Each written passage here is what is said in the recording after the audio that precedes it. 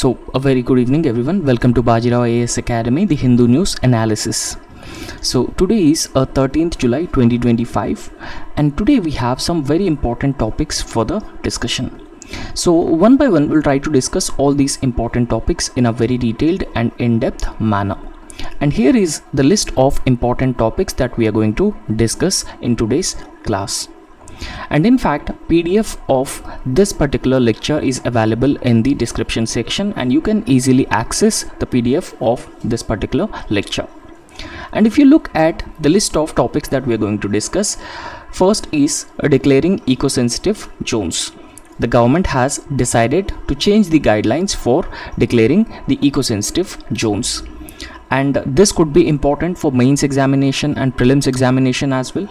So therefore, we'll be discussing about this topic. Secondly, the state of inequality in India. So we'll be understanding what exactly is the state of inequality in India, and what is the recent World Bank report has been saying about the state of inequality in India. And followed by that, so Donald Trump has threatened to impose sanctions on the BRICS countries, and India is also a member of BRICS grouping, so we'll be also looking into it. And apart from that, we'll also understand the rise of BRICS, because there is an expansion of the BRICS grouping. So conventionally, we knew that only Brazil, Russia, India, China and South Africa are the members of the BRICS grouping.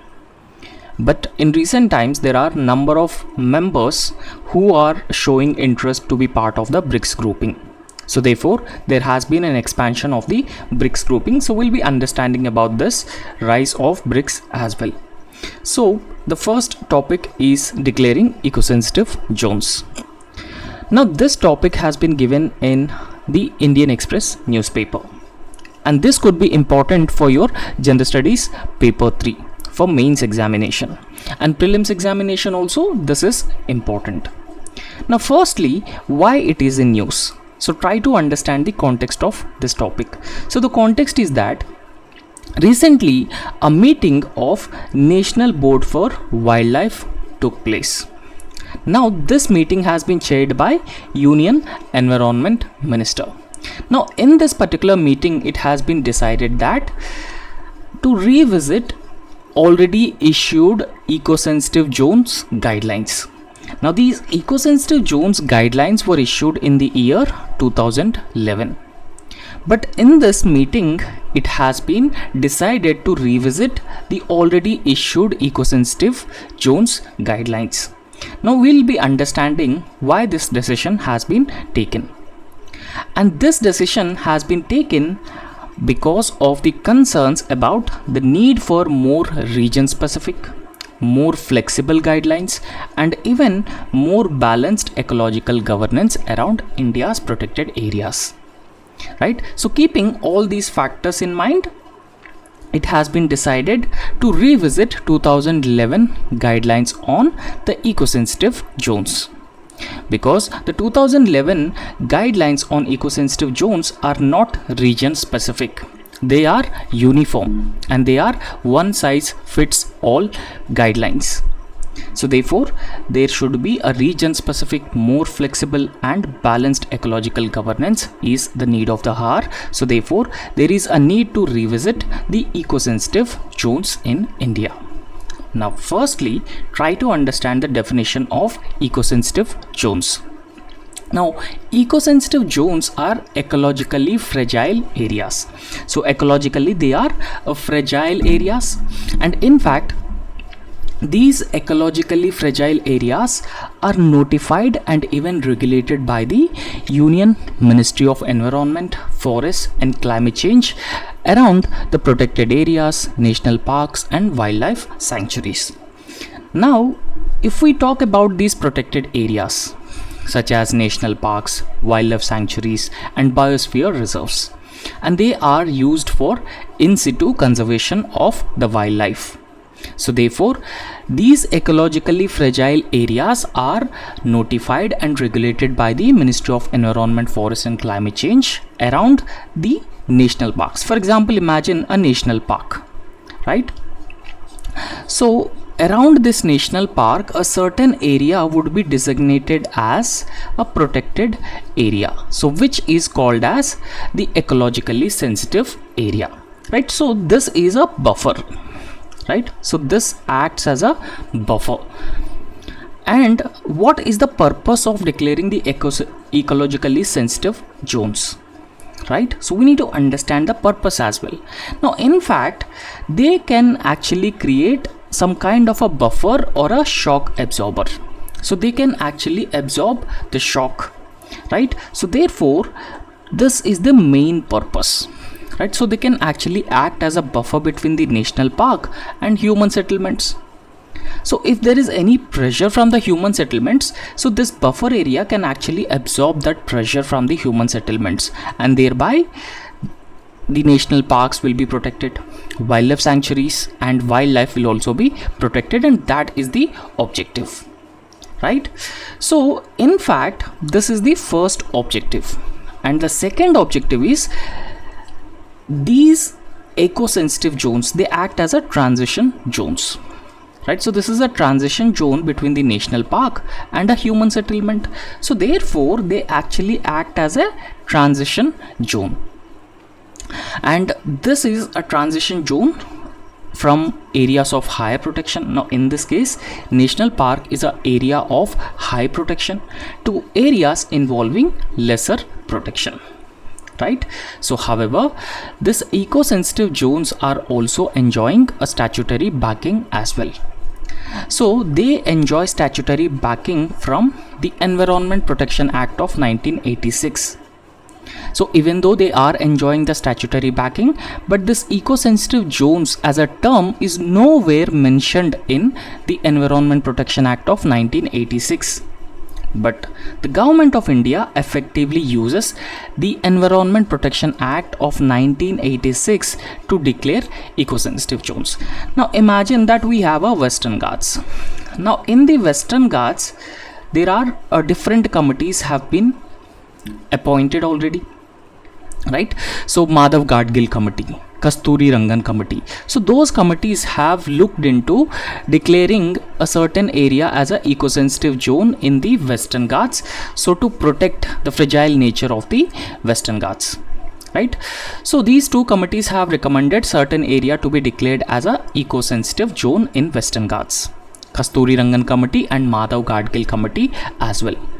So therefore, if the government has decided to declare a certain area as an eco-sensitive zone, the government will do so as per the Environment Protection Act of 1986, right? So I hope you have understood this. So therefore, the eco-sensitive zones have been enjoying the statutory backing from the Environment Protection Act of 1986. So however, in the beginning we have discussed that the government has already issued guidelines in the year 2011 for declaring eco-sensitive zones, but the problem is those guidelines are uniform guidelines. They're not flexible, they're not region specific. In fact, the 2011 guidelines have been issued by the Ministry of Forest, Environment and Climate Change. And these 2011 guidelines provides a detailed framework for declaring the eco-sensitive zones in different parts of the country. Now, as of now, what is the extent of the eco-sensitive zones? Now, if you carefully understand the extent of eco-sensitive zones, this could extend up to 10 km around a protected area. Now, as I have already told you that this is a national park, right? So around the national park up to 10 kilometers, so this transition zone can be declared as a eco-sensitive zone. So that is the extent of a eco-sensitive zone around a protected area, whether it is a national park or a wildlife sanctuary. So I hope you have understood this, what is the extent and what is the problem with the 2011 guidelines of declaring eco-sensitive zones and the statutory backing that it has been enjoying, and what is the purpose of eco-sensitive zones and the definition of the eco-sensitive zones you have understood. Now, why the government has decided to revise the already issued eco-sensitive zones guidelines? Because in 2011 the government has already issued but recently it has been decided there is a need to revisit these guidelines, right? So the need to revisit these guidelines is to make the existing eco-sensitive zone norms much more site specific, state specific, more flexible, right? So they are as of now uniform in nature. They are like one size fits all framework. So therefore they should be more site specific, and they should also be aligned with the socio-economic planning and development of the areas where they are located. So that is the key objective of the demand to revisit the eco-sensitive zone guidelines. Now, what is the current status of this? Now, if you can understand the current status of the eco-sensitive zones, so in fact the 2011 guidelines, they can actually offer a detailed framework, and this framework looks into the land use classification and also the activity regulation. For example, what is a permitted activity, what is a regulated activity, and what is prohibited activity. For example, in a certain area, commercial farming may be regulated, natural farming may be permitted, large scale hydroelectricity projects may be regulated or prohibited, right? So there are a set of activities that either could be permitted, regulated, or prohibited. So therefore the 2011 guidelines deals with all these different things. And previously Supreme Court has also given directions regarding the eco-sensitive zones, and these directions were given to the Union Environment Ministry, because the Union Environment Ministry has issued guidelines in the year 2011. And what directives that the Supreme Court has given to the Union Environment Ministry? So the Supreme Court has asked Environment Ministry to draft a revised note on the eco-sensitive zones, and it has also asked the Environment Ministry to hold international consultations with all relevant divisions about the impact assessment, forest conservation, and the wetland conservation, and even conduct a multi-stakeholder consultations and submit findings for further deliberation on this. So this is what the Supreme Court has given. These are the directions that the Supreme Court has been given to the Environment Ministry about the eco-sensitive zones, right? So that this framework would be much more detailed in nature. This is not uniform in nature, right? So there will be a better protection of the environment and the wildlife. So however, what is the need for a site specific ecologically sensitive zones framework? Now in fact it says that there will be a blanket. There is, as of now, there is actually, for example, imagine that there's a national park, right? So national park, so within this particular national park, up to 10 kilometers of radius, up to 10 kilometers of radius, so this area would be declared as a eco-sensitive zone. So however, this is not state specific, this is not location specific, this is same for every state across India, right? So a blanket 10 kilometer norm for these protected areas is ineffective largely, right? Because it is a uniform 10 kilometer ecologically sensitive zone, and this rule is ecologically irrational, and it is also developmentally having some restrictions in different regions, right? So it is actually having some restrictions across different regions. So for example, imagine a state, around 70% of the territory of that particular state is having the protected areas, and because 70% of the area is already under the protected areas, imagine that 10 kilometers more around these protected areas would be declared as a eco-sensitive zones with a certain activities regulated or permitted. So how can that state plan for the development, right? So it is not easy, because if the state government wanted to go ahead and construct a hydroelectricity project so that it can meet the demand for electricity, but because of the activities which are restricted in the ecological sensitive zones, the state may not be able to go ahead with the hydroelectricity project, and that will impact the state's ability to produce energy. So therefore it is uniform and blanket 10% rule for every 10 kilometers rule for every state around these protected areas, and that is the reason there is a need to revisit this ecologically sensitive zone guidelines, which are issued by the Ministry of Environment, Forest, Climate Change in the year 2011. Right? So I hope you have understood this. And there are some examples. For example, there are some urban parks as well. Sanjay Gandhi National Park, which is located in Mumbai. Asol Bhatti Wildlife Sanctuary, which is located in Delhi. Now imagine that this Asol Bhatti Wildlife Sanctuary is located in Delhi, and around this Asol Bhatti Wildlife Sanctuary, so 10 kilometers should be declared as a protected area, so should be declared as a eco-sensitive zone. So it results in certain activities would be regulated and prohibited. So therefore it impacts the socio-economic development of that particular state or a city. And hill stations, say for example Himachal Pradesh, it has a 65% of the total area under the protected network or a protected area. And if we go ahead and implement this ecologically sensitive zonation of 2011, so it may obstruct the development of the state.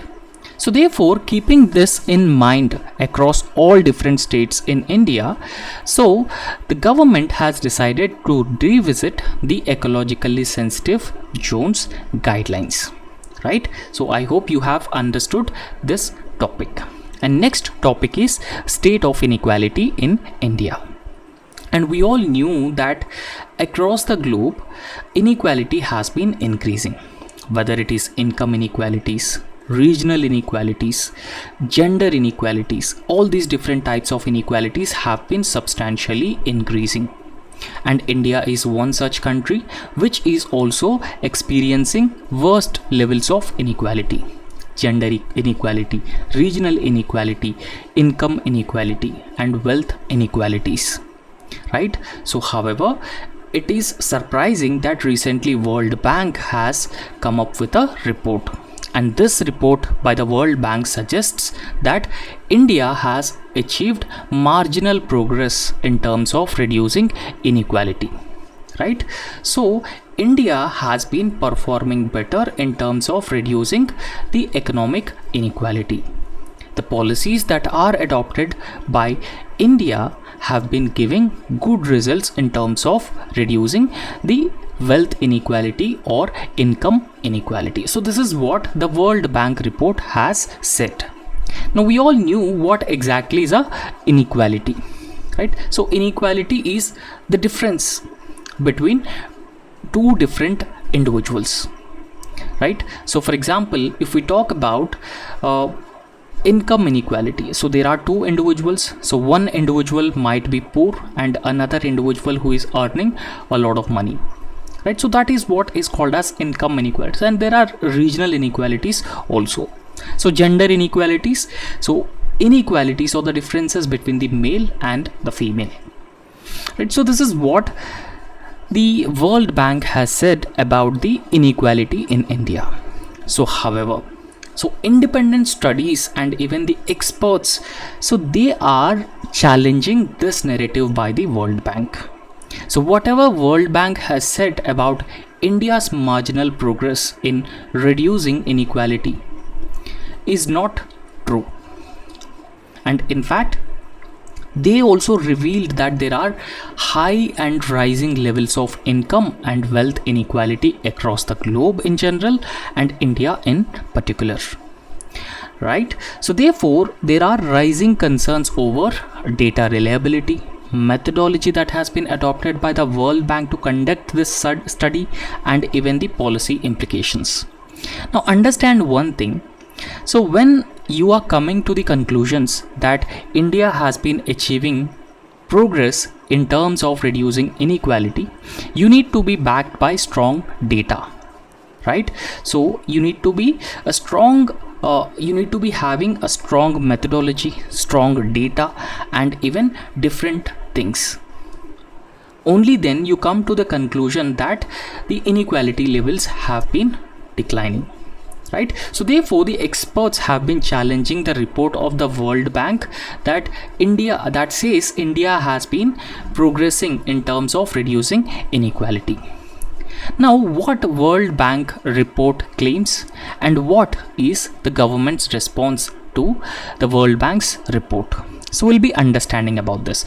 Now, whenever you come across Gini coefficient in your prelims examination, so if you come across a Gini coefficient, so you just understand it talks about inequality, right? So Gini coefficient talks about inequality. Now, as per the World Bank's report, Gini coefficient declined from 0.288 in the financial year 2011-12 to 0.255 in the financial year 22-23. So therefore, it has been indicating one of the lowest inequality levels globally, right? So if we talk about Gini coefficient, so as I have already told you that this is a statistical measure. Gini coefficient is a statistical measure, and Gini coefficient represents either income or wealth inequality within a group or within a country. However, this is India's scenario as per the Gini coefficient. And in fact, the Gini coefficient ranges from 0 to 1. So here 0 means less inequality or less inequality or perfect equality. However, 1 means highly unequal society. So 1 is highly unequal society and 0 means an equal society, right? So a perfect equal society. So the Gini coefficient ranges from 0 to 1 with 0 indicating a perfect equality where everyone has same income, same wealth. However, in Gini coefficient 1 indicating a perfect inequality, which is one person has all income and all wealth. But here if you can observe it carefully, as per the World Bank report, Gini coefficient for India fell from 0.288 to 0.255, right? So this has been indicating that India has been achieving a marginal progress in terms of reducing inequality. So here higher Gini coefficient, so that signifies greater level of inequality in a country, right? So if it further increases, so we can say that inequality in India has been rising, but it declined from 288 to 255. So we can say that inequality has been declining. Now, what is the government's stand on World Bank report that claims that inequality has been declining? Now, the findings were presented as evidence of successful economic policies and inclusive growth by the government. So the government says that the policies that they have been adopted, so they are giving good results, and that is why the income inequality has been declining. However, there is a counter view as well, because the critics have been arguing that it does not reflect income or wealth inequality in India, but rather it just reflects the consumption inequality. Now, this consumption inequality is inherently less unequal. So experts have been arguing that we need to take into consideration the existing income and wealth inequality to understand the level of inequality in India, right? So this is the claim of the government, and this is the counter claim of the experts who actually analyze the existing economic data about inequalities in India, right? So I hope it is clear for you. And there are different types of indicators of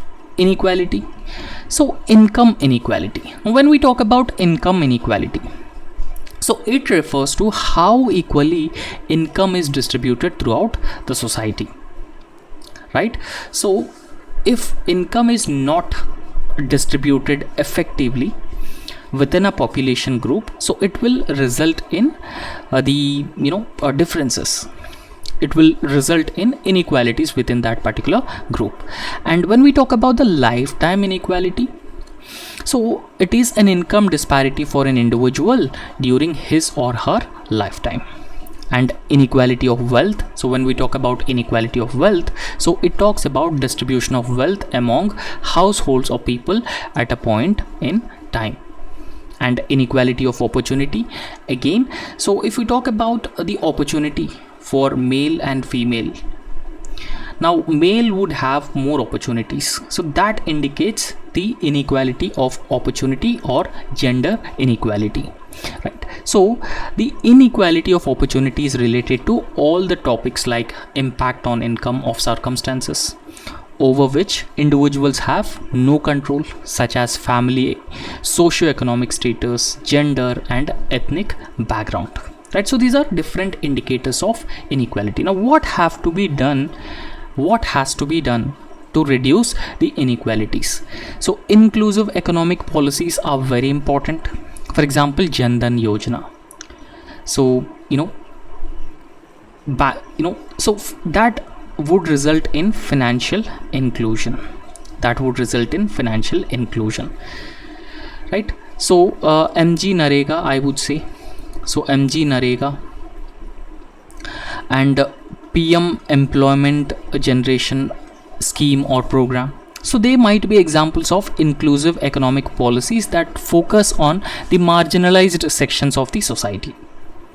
And apart from that, we need to address the social inequalities, focusing on caste, right? So providing them the policies of affirmative action will also help reduce or address the social inequalities.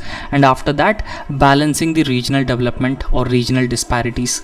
So looking for regional disparities and also focusing on reducing those regional disparities, and balanced regional development is also very important. And we should focus on employment generation and investment in education, skill, healthcare. So it is very, very important if a country is determined to address the problem of inequality, whether it is income inequality, wealth inequality, inequality of opportunity or gender inequality. So any form of inequality. So in order to reduce such an inequality, so these measures have to be adopted. Now when you write an answer, so you should also present examples of government initiatives, government policies. For example, if we talk about investment in education, so government has been spending 3% of its GDP on education, and a Skill India mission has already been launched by the government for skilling, upskilling and reskilling the people. So you need to present such examples in your answer. And next important topic is Donald Trump and his recent focus on the BRICS grouping. And this has been given in the Hindu newspaper. So let's try to understand the background of it, and then we'll be discussing this in a detailed way. Now recently in Brazil, BRICS meeting took place, right? So BRICS summit took place 2025 in Brazil, right? So after this BRICS summit, US President Donald Trump, so he started threatening this BRICS member countries with 10% tariffs on all BRICS nations, right? So earlier we used to know that BRICS only consists of India, China, Russia, Brazil and South Africa. But recently there is an expansion because UAE, Iran, Saudi Arabia, Ethiopia and even Indonesia. So all these countries have become members of the BRICS grouping. So there is an expansion of the BRICS grouping. And in fact, US felt threatened by this BRICS grouping and increasing influence of the BRICS.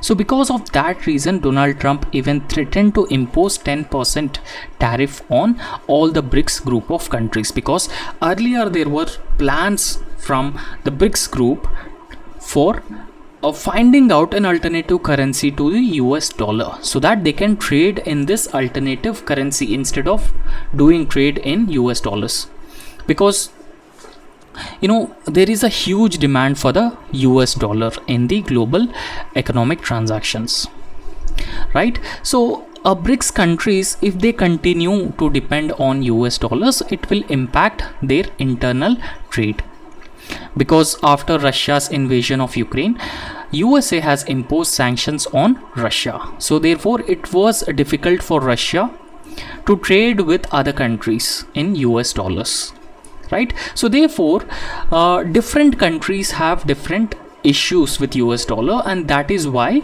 there were attempts from the BRICS grouping to find out an alternative currency or BRICS currency for trade among the BRICS countries. So it will result in de-dollarization of the global economy. However, de-dollarization of the global economy will reduce US influence, and because of that reason, US felt threatened by this 10% tariffs on BRICS nations, right? So felt threatened and started imposing this 10% tariffs on the BRICS group of countries after this Rio summit in 2025.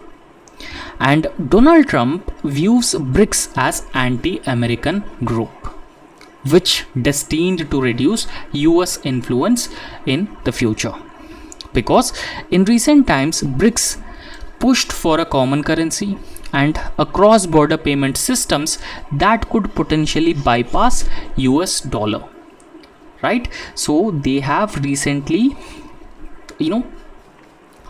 talked about a common currency so that they can reduce the dependence on the US dollar and they can do the cross-border payment without the need for a US dollar, and that's why US felt threatened. And US President Donald Trump also think that BRICS is anti-American group, and in fact he repeatedly threatened high tariffs to deter these moves from the BRICS group of countries, especially after BRICS expanded and promoted the local trade following the Western sanctions on Russia. So as I've already explained this to you.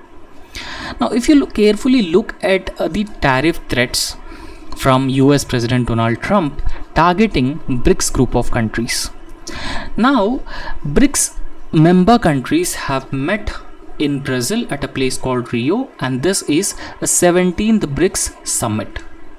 And after this 17th BRICS summit in Rio, Brazil, so US President Donald Trump warned an additional 10% tariff on any country which is aligning with BRICS, right? For example, if a country showing interest, if a country is aligning with a BRICS group of countries, then US President Donald Trump will impose 10% tariff. So this is to deter other countries not to align with the BRICS group of countries, because that will reduce US influence, and that will even reduce the influence of dollar in the international currency system or economic system.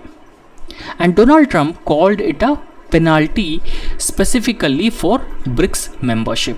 So recently Indonesia has become part of the BRICS grouping, and this 10% tariff will also be applicable for Indonesia. So for Indonesia, this will be a penalty for joining in the BRICS grouping from the American side, right? So penalty from the American side. However, earlier Donald Trump even threatened to impose 100% tariffs, but it's unclear if or when these measures will be enforced by the US. However, why Trump is increasingly irritated by the BRICS grouping? Because BRICS is largely driven by the efforts to bypass US dollar in the global trade.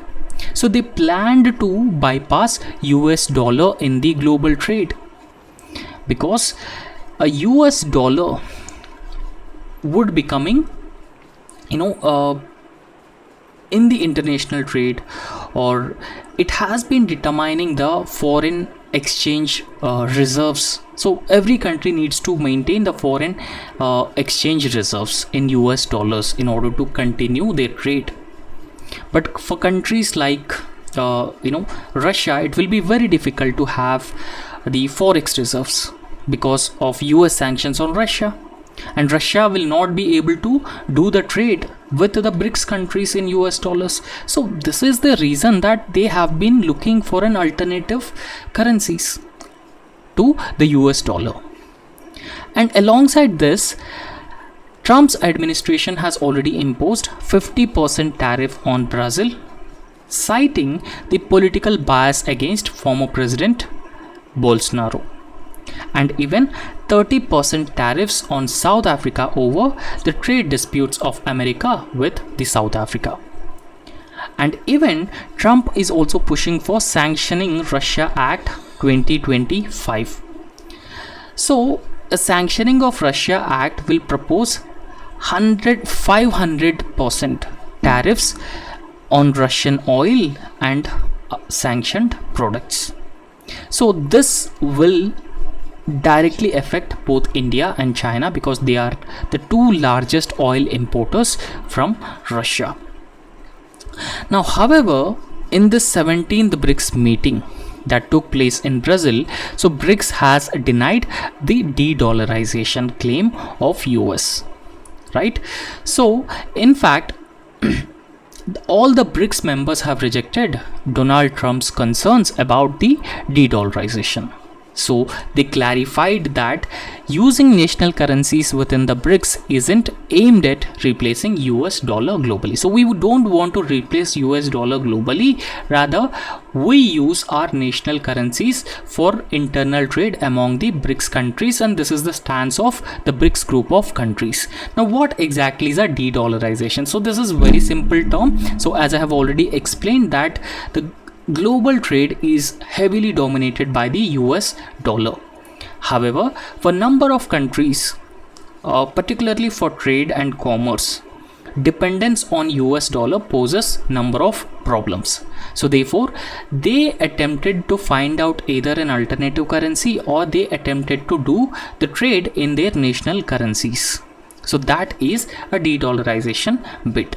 Right, so this is an effort to reduce dependence on US dollar as a reserve currency, medium of exchange, and a unit of account. Right, so that is de-dollarization. However, this push of de-dollarization of the global economy has been intensified after Russia's invasion of Ukraine, and that led to sanctions and even exclusions from the dollar-based system such as SWIFT. Now, in fact, countries even viewed that US has been deliberately weaponizing the dollar.